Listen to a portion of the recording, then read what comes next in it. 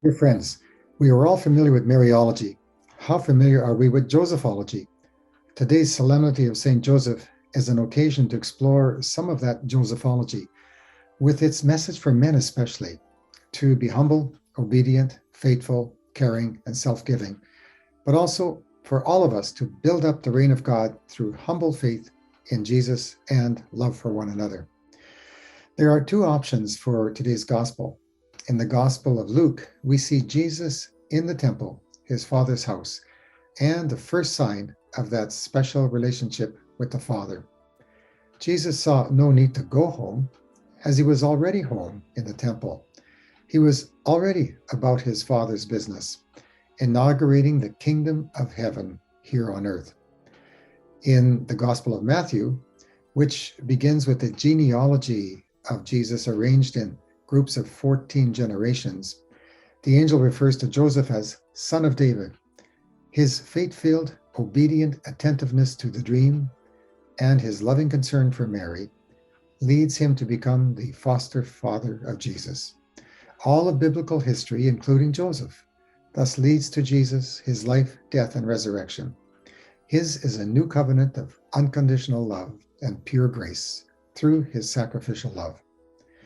Faith in Jesus and our love for each other is what builds the reign of God right here and right now. This must be the focus, the goal, the purpose of the church around the world, to build up the reign of God by our faith in Jesus and love for one another.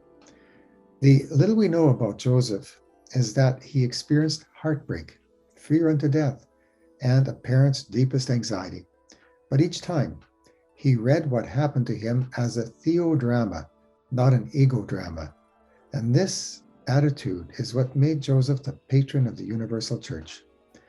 This attitude is one we can adopt in facing any crisis that we are facing, trying to discern the many ways God will draw good out of that difficulty or evil, and the lessons God may be trying to teach us.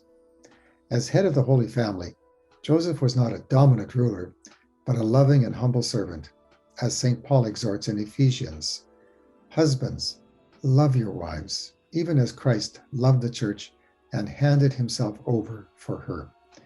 Joseph, like Mary, made his own fiat, his own unreserved yes to God, that was the fruit of his receptivity to the Holy Spirit.